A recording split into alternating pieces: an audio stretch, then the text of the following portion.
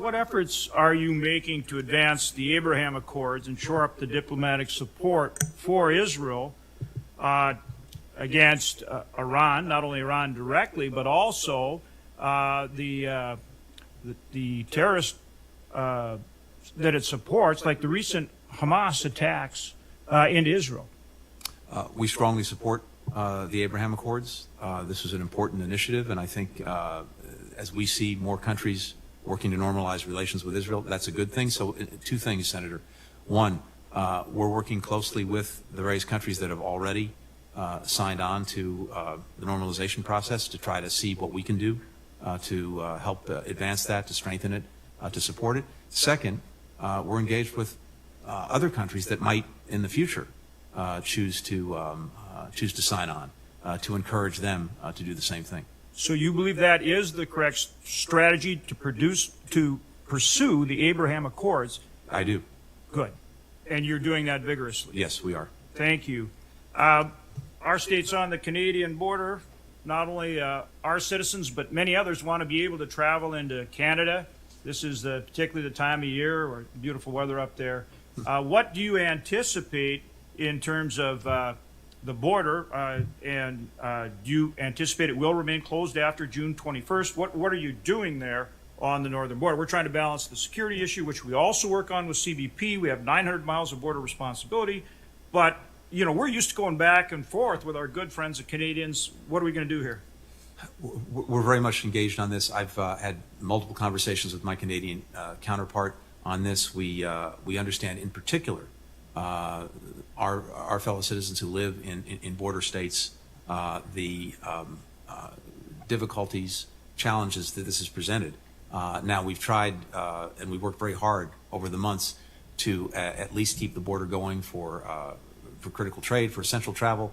We've worked to get exemptions as necessary, but I'm particularly concerned with communities, especially that have to transit through Canada in order to go back and forth. Very sensitive to that. What I can tell you is we're working closely with the Canadians to see if we can make sure that the ability of our citizens to go to and fro is sustained.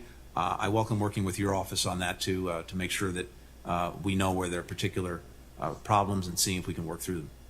Yeah, we would really appreciate that. And there is a pent-up demand, and certainly for Canada, you know, our great friend and ally, but also just international travel, and then the pent-up demand for passport services is certainly got to be a priority. Appreciate that. Talk about your strategy vis-a-vis China relative to their nuclear buildup. What are you doing? I mean, what is your diplomatic strategy to address China's nuclear buildup? And frankly, you know, their militarization in South China Sea, and just in general, their more aggressive military posture towards our country. We are seeing China make more investments in its nuclear program. And seek to build its arsenal, and this is something that I think we need to engage because it presents a growing challenge. So this is something that we're focused on. We're working on it. I'd be pleased to come back and talk to you about that. But your strategy is it to include our European allies? What is going to be effective with them? I mean, they sell so much into our market. You know, we talk about how we need to be able to export to them and all those kind of things, but they need us in terms of their, you know, all the products and services that they are selling here. But what do you think is our strategy? What's our leverage to be effective with them? Oh, I think our leverage is multifold. We had a chance to talk about this a little bit earlier. In any of these areas, the foundational piece of this is to be able to approach China from a position of strength, and the elements of that strength are: one, strong alliances and partnerships. That is a strategic asset for us that China doesn't have. When we are working and speaking collectively with others who are aggrieved by China's practices in one area or another, we're much stronger, we're much more effective. Just in the economic realm, to cite one example, alone we're about 20-25% of world GDP. When we're working in concert with other democracies, we're 50 or 60% of world GDP. It's a lot harder for China to ignore. So alliances and partnerships, that's a critical piece. Second, actually leaning in and engaging in these very imperfect international institutions. The challenge there is that these institutions tend to set the rules, the standards, the norms. When we pull back, China fills in, and it has a stronger hand in setting the rules on new technologies, for example. We're leaning in, making sure with our allies and partners that we're present. Third, what you've just done or are on the verge of doing, I think, this afternoon with this very important legislation that is making the right investments in ourselves, in our technology, in R&D, in our workers. That is fundamentally our greatest source of strength when it comes to competing and dealing effectively with China. And of course, our military, our deterrent capacity. All of those things have to be married together. Thank you, Mr. Secretary. Thank you, Mr. Chairman. Thank you, Senator Hovind. I should note, just to interject here, I live about an hour's drive from the Canadian border, and a lot of my wife's family in Canada. We're used to just going back and forth. We also have homes, even business, even a library in Vermont that are half on the U.S. side, half on the Canadian side. And, you know, obviously it's almost a cliche, the longest unguided frontier in the world, but we've got to get back. We can have open and easier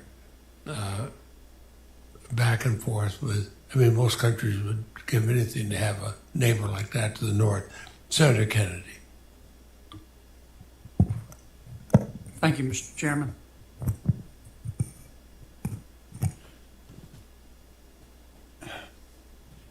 Mr. Secretary, thank you for being here. I have watched you operate, and I don't mean that in a pejorative sense. And I want to tell you, I've been impressed. Of course, I reserve the right to change my mind. And there are a lot of things I want to talk to you about today, but I'm not. I'm going to talk about what I think is an overarching opportunity that we're missing. I think the State Department is missing it. I think the Congress is missing it. And I think President Biden is missing it. So we're all missing it, in my judgment. The coronavirus is not over. It's better in the United States. But it's not better in South America. It's not better in sub-Saharan Africa. It's better but not good in India. And the facts are the facts. I don't mean to be this to be a political statement. The virus came from China. The best vaccines came from the United States. And we have an opportunity right now to demonstrate to the world what American leadership looks like. We have an opportunity right now to do the right thing, to help save lives, to do the smart thing in terms of our national security, and to check the rise of the Communist Party of China. Not the people of China. People of China are good people. But the members of the Communist Party of China are pirates. Now, we know that many countries, like the United States, have the ability to manufacture and to store and distribute the vaccine. But a lot of countries don't.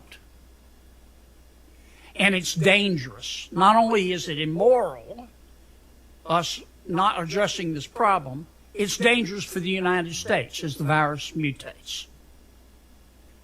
And in my opinion, what I would encourage you to encourage the president to do is this week to announce that of all of our foreign policy issues, and they're all important, everything from Myanmar to, I get it. But our single most important priority for the rest of the year is going to be to vaccinate the world. I'm not talking about 20 million doses here, 10 million there. I mean to vaccinate the world. I don't know how many doses that is, 500 million, a billion and a half. It's the right thing to do. It is the smart thing to do. It won't be popular in some quarters, but we ought to do it anyway. Now, the funding, I think you would find that you would have a bipartisan effort from the United States Congress to find the money. Not all my colleagues are going to agree with me on this, but I think we could find money to do it from the last coronavirus bill. I didn't vote for it. I thought it was unnecessary, expensive. I thought it wasn't related to the coronavirus. It was sold to us as an economic disaster relief bill. Clearly, we're not in an economic disaster anymore. I think we could repurpose some of the money, but I don't want to fight about that now. But I would strongly encourage you to do that. Let's show the world what American leadership is all about. And that will pay far greater dividends than anything we can do in terms of summits or foreign aid. And it's also the right thing to do. And I just don't think the administration is seizing this opportunity. And I think you're missing a political opportunity. That's, for my side, that's bad. But for the world, it would be good. Senator, can I just say that I am in violent agreement with you. Let's do it. And I could not have said it any better than you did. And I would just say, stay tuned. Good. Thank you. I would note for Senator Kennedy and others, and I know he agrees with us, during the Ebola plague, when I was and others were pushing to get aid to other countries and do that, we just reminded everybody the Ebola plague was one airplane trip away from the United States. And I mean, if we want to be just selfish about it, we have a reason. But as the wealthiest nation on earth, I think we have a moral, humanitarian reason too. Senator Hyde-Smith. Thank you, Mr. Chairman, and thank you for being here, Mr. Secretary. And speaking of humanitarian efforts, Mr. Secretary, as you're aware, Israel is our closest ally in the Middle East and has seen major violence within the region just in the past few weeks. Being a democracy surrounded by many enemies whose stated policy is the destruction of Israel, U.S. support of Israel and its right to defend itself is of vital importance. Ensuring U.S. funding does not benefit terrorist organizations is in our national security interest and a duty to our allies. With that in mind, what assurances can you give the committee that U.S. funding for humanitarian aid will not end up in the hands of Hamas or Palestinian terrorist groups? We're determined to make sure that that's the case. And I agree with you, both in your statements about Israel, the threats that it faces, and the need to ensure that as we work to not only deal with the grave humanitarian situation in Gaza, but ultimately to reconstruct and rebuild, that any assistance provided does not wind up in the hands of Hamas or Palestinian Islamic Jihad or any other terrorist group that has vowed the destruction of Israel. Based on my conversations with Israeli leaders, I was just there, as you may know, as well as with the United Nations, the Palestinian Authority, the Egyptians, and others, all of whom have an interest in seeing Gaza rebuilt. We believe that we can put in place the right process, the right mechanism, the right oversight to ensure that funds used to rebuild, taxpayer funds in our case, would not go to Hamas. And by the way, I think it's critical for another reason. It's hard to ask other countries to make these investments as well in potentially rebuilding Gaza if everything that is rebuilt is going to be lost again in the future because of Hamas's actions. So I think everyone has a stake in this, and based on the conversations that I've had, I think we're convinced we can put in place the right kind of mechanism to do it. Thank you for that answer. And also, I'm deeply concerned by President Biden's decision to eliminate Protect Life and Global Health Assistance. This life-saving policy protected taxpayer dollars from subsidizing foreign NGOs that perform or actively promote abortions overseas, such as the International Planned Parenthood and Marie Stopes International. Your budget would funnel even more taxpayer dollars to these organizations by increasing the slush fund for international family planning reproductive health by $8.7 million. Promoting abortion in poor developing nations, especially when those nations have pro-life laws in place right now, harms the most vulnerable and undermines the goodwill we seek to do with global health assistance. Do you believe it is appropriate to force the American taxpayers to fund the global abortion industry by funneling millions of dollars more to a slush fund that benefits Planned Parenthood internationally? Senator, we take very seriously the proposition that one, the sexual and reproductive health and rights of women and girls are key to their health and well-being, and want to make sure that the support exists to do that. As you know well, women and girls in particular have been the victims in so many different ways of COVID, of conflict, and denying access to reproductive health is only exacerbates the problem. Having said that, we also take very seriously the proposition that we are not in the business of funding internationally the provider funding abortion. Well, that is a great concern that my state has, and I think a lot of organizations can certainly speak to that as well. And I do want to be associated with Senator Kennedy's remarks of now is the time for Americans to shine, that we have developed this vaccine in record speed that is just the most phenomenal health care that I can possibly think of, and I do want to be associated with those remarks. And the Keystone XL pipeline, that's already been discussed thoroughly here already, so I just won't linger on that. But I think that we have to answer to a lot of Americans who lost their jobs because of this and the effect that it's had on this industry. And it's hard for me to go home and look at them and explain to them why that they lost their jobs. So I just wanted to make that point. Thank you very much, Mr. Chairman. And I would note, and I appreciate the comments on global vaccinations. I'd remind everybody here in December, when I was vice chairman of this committee, I included $4 billion for the Global Alliance on Vaccination and Immunization in the omnibus spending bill, and that money is now being used. So I'm glad to have support from you and from Senator Kennedy for that type of operation, because having done it once, I tend to be doing it even more. Senator Murphy. Thank you very much, Mr. Chairman. Good to see you, Mr. Secretary. Thanks for spending time with us today. I want to applaud you and the President for your quiet and effective diplomacy in bringing an end to the crisis in Israel and inside Gaza. I hope and I trust that this committee will continue our robust support for our security partnership with Israel. But I wanted to draw your attention today to the need to also address what will be both a short-term and long-term humanitarian crisis in Gaza itself. You have, I think, rightly turned back on funding for the United Nations Relief and Works Agency.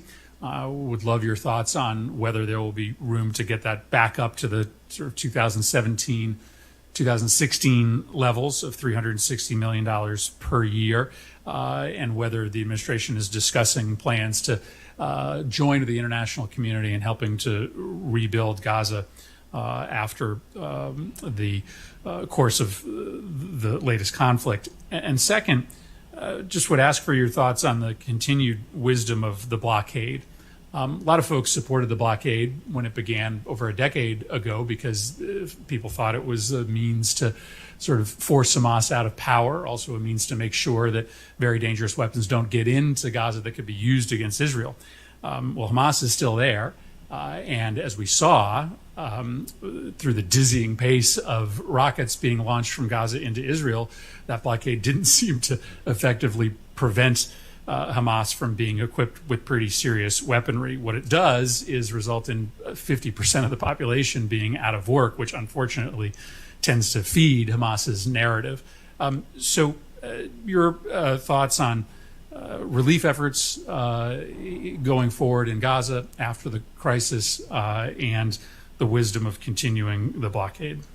Thank you very much, Senator. Two things. On the relief efforts, I think there are two critical pieces to this. One is the immediate humanitarian, because we do have a very, very challenging situation in terms of the most basic things: water, sanitation, sewage, electricity.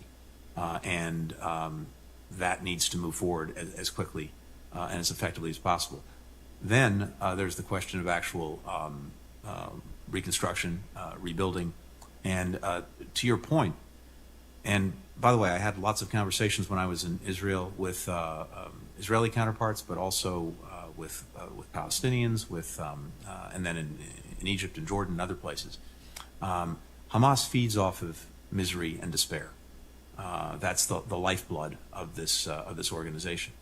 And so I think there's a recognition, including on the part of Israelis, that it's not only the right thing to do, but the smart thing to do, to try to give people, including in Gaza, a better perspective and better hope for the future, including the ability to have jobs, put money on the table, and build a future.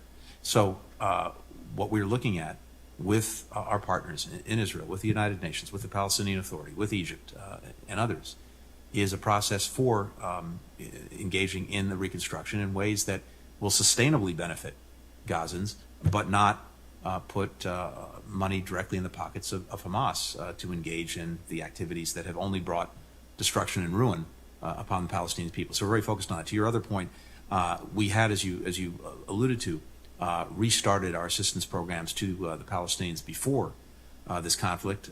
We added funds to that to deal with the immediate needs in Gaza, and we're working with other countries to make sure the resources are there. Very quickly on Ukraine, Senator Shaheen Portman and I just returned.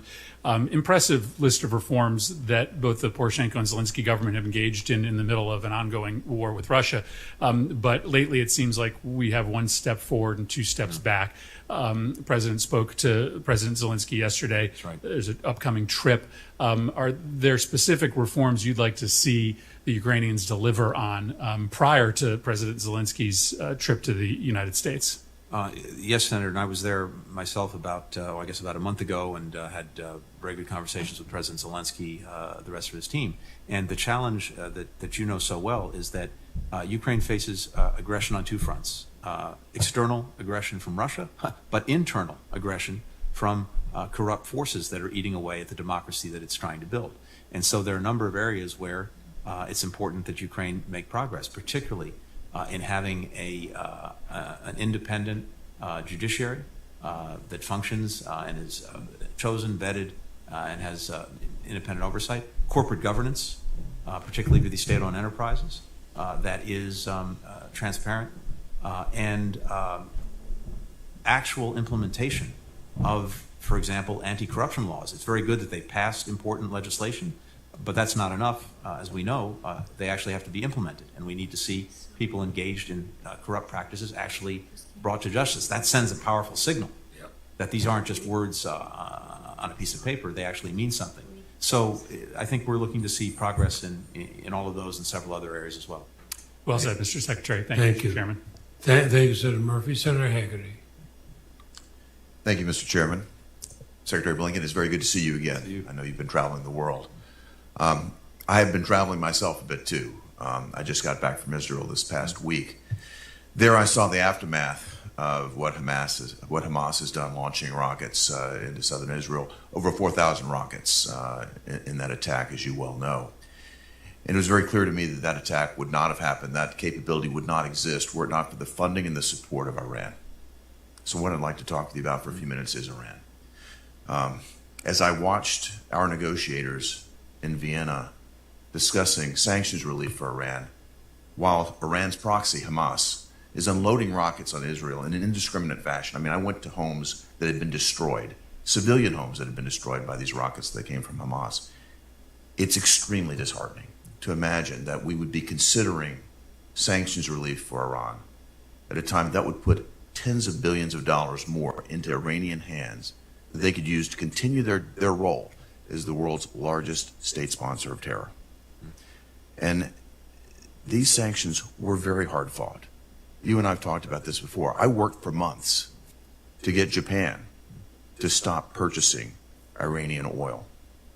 Hard fought, hard to get that in place. These sanctions are biting and they're very hard to put in place. And the notion that we would relieve these sanctions when Iran has already announced that they're going to restock Hamas, they're going to help Hamas rebuild their terrorist network to again be in a position to threat, harass, and attack Israel. As we think about what Iran's obvious intentions are, I believe, Mr. Secretary, that Iran will do everything in its power to use the billions of dollars that might be relieved in sanctions relief to put that toward terrorism. Money's fungible. You've talked about this, but I'd be very interested to hear your comments on how we can assure that any sanctions relief that might occur toward Iran doesn't wind up funding more terror. I very much appreciate your concern, and I share it. A couple of things. The Iran-Hamas relationship has been a real problem for a long time. It was a real problem before the nuclear agreement was achieved. It was a problem during its pendency. It's been a problem since, and even under maximum pressure. So this is a relationship that has brought a lot of destruction and misery, starting with the Palestinian people, by the way. The most recent, and so there's been support by Iran for Hamas in terms of know-how, technology, rockets, all of that. Our best assessment, a public assessment of the most, and I think the Israelis have shared this as well, of the most recent violence perpetrated by Hamas is that most of these rockets are now, unfortunately, indigenously produced by Hamas within Gaza. They're not coming in from the outside. Some are, but most of them are not. That doesn't excuse in any way the relationship. The challenge is this. An Iran with a nuclear weapon or with the ability to produce one on very short order as a result of being able to make fissile material very quickly is an Iran that's going to act with even greater impunity when it comes to its support for proxies, terrorist groups like Hamas, destabilizing activities in the region. We have a strong interest, I think, in the first instance, trying to put the nuclear problem back in the box, because right now, without the constraints of the agreement, Iran is galloping forward. It's producing more fissile material. Its stockpile has increased more than 10 times beyond what it was allowed to have under the agreement. It's spinning more advanced centrifuges. It's enriching to 20% in some cases, and even a little bit at 60%. The end result is the time that it would take Iran to produce fissile material on short notice for a nuclear weapon has gone down from where the agreement put it at a year or more to now a matter of months. And if this keeps going, it will eventually be a matter of weeks. And that's an Iran that's going to be even more dangerous in terms of thinking it can get away with the things it's getting away with. Nothing we would do in the nuclear agreement would remove our ability to go hard at Iran in these other areas. I share your concern, though. Well, I'd clarify this point, though, that even under the JCPOA, Iran did not comply. They hid from international inspectors their nuclear archive. Their intention has always been clear, to obtain a nuclear weapon. And I want to make certain that if we do provide any sort of sanctions relief, that we don't do it in a way that you take every step possible. I know that you will, that you take every step possible to ensure that those funds do not make their way back into the sponsorship of terrorism that Iran is so notorious for undertaking. Thank you, Mr. Secretary. Thank you. Thank you.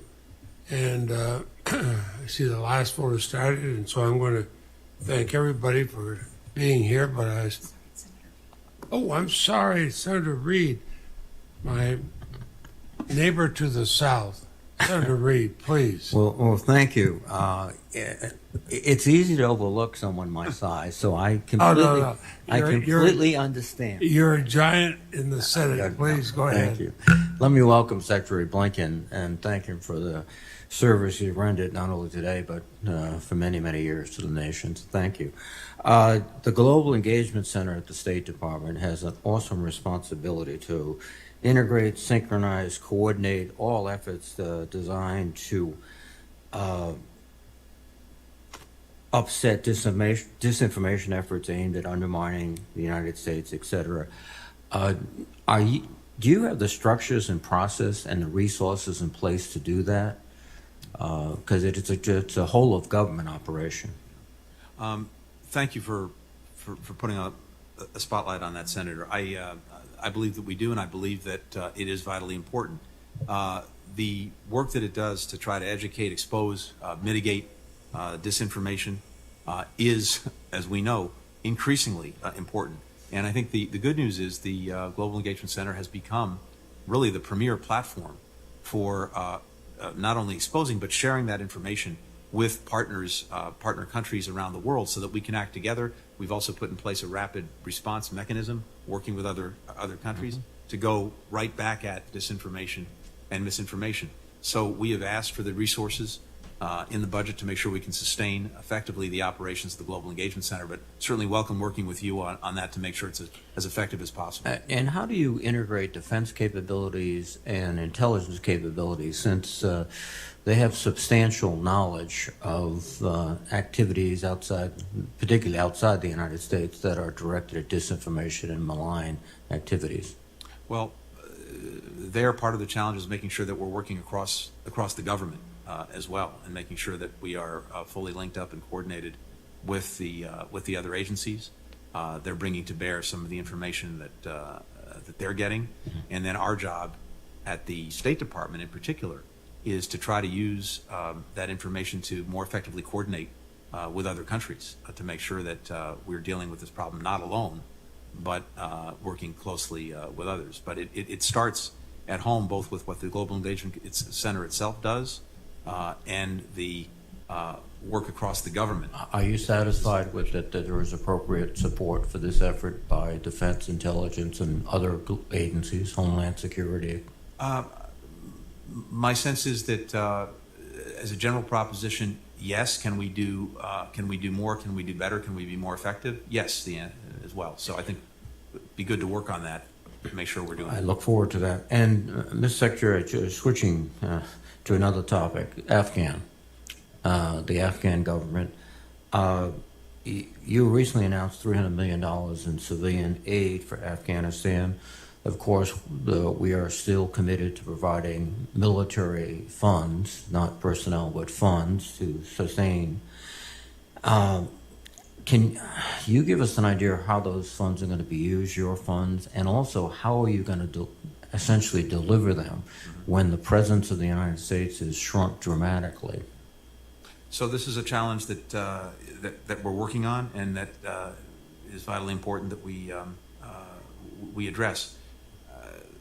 Our withdrawal of forces is not a withdrawal from Afghanistan. The embassy, a strong embassy, will remain in place, and we're working on everything we need to do to make sure that we can sustain that diplomatic presence as well as the diplomatic presence of others.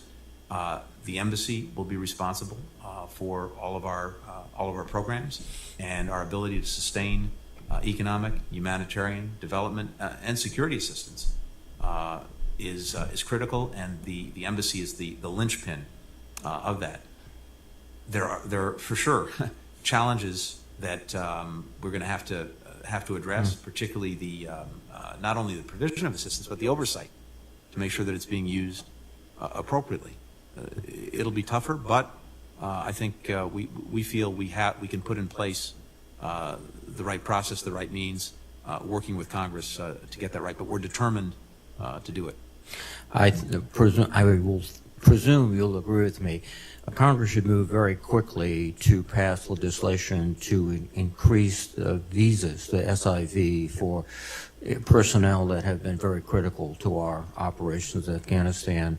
and also streamline the process. We have a moral obligation. I think you can just simply agree or not. I could not agree more. Thank you, Mr. Secretary. Appreciate it. Thank you, Mr. Chairman. Thank you, and I agree too. We've seen this after other conflicts. Senator Brown, I believe, will probably be the last person because the vote is. We got 5 minutes left in this vote. You have your 5 minutes. Thank you, Mr. Chairman. Wall Street Journal indicated that there was a study in process on the origin of the virus, and that the State Department did shut the ongoing probe down in January. Why was that done? And did you consult with Drs. Fauci and Collins in making that decision? Thank you. I saw the report. I think it's on a number of levels incorrect. This is my best understanding, Senator. The previous administration asked a contractor to come in to pursue an internal inquiry into the origins of the COVID virus, with a particular focus on whether it was the result of a lab leak. That work was done. It was completed. It was briefed to relevant people in the department. When we came in, we also were made aware of the findings. The previous administration, the Trump administration, it's my understanding, had real concerns about the methodology of that study, the quality of the analysis, bending evidence to fit preconceived narratives. That was their concern, which was shared with us. But the bottom line is the work that was contracted for was completed, and it was made known. This was the work of one office and a few individuals in it, not a whole of government effort to get to the bottom of what happened. That's exactly what President Biden has ordered. We now are in a 90-day effort led by the intelligence community to find out to the best of our ability where this virus came from, and that's the way we're going to get at it. Speaking of the intelligence committees, Senator Hawley and I got through the Senate with unanimous consent. That is nearly impossible to do for our intelligence agencies to release any classified information, redacted for anything that would, need to be. Would you recommend that occurs so all of us can see it, including committees here, as well as the American public, the information we house? Two things. I don't want to get into the equities of the intelligence community, and not my place to do it, but as a matter of basic principle, I think we need to make sure that we understand, the American people understand, the international community understands where and how this virus originated. Because if we don't know that, we will not be able to put in place the measures necessary to make sure that this doesn't. So are you for declassifying that information? Well, again, I say this with a big caveat, because I don't. The equities of the intelligence community, depending on, as you know, where it came from, sources and methods, et cetera, those have to be respected. But I think we should have as much transparency as we possibly can with whatever information we find. And the harder nut to crack would be getting the Chinese to be open and transparent. That's correct. And what tools would you recommend that President Biden use to make sure that happens when they have been so opposite of that in the journey through COVID? And when you look at all the havoc that's been created along the way, it seems like to get to the bottom of this, they need to be fully transparent, willing to admit what might have happened, and have got to be part of the solution. What tools do you bring to bear to get that to happen?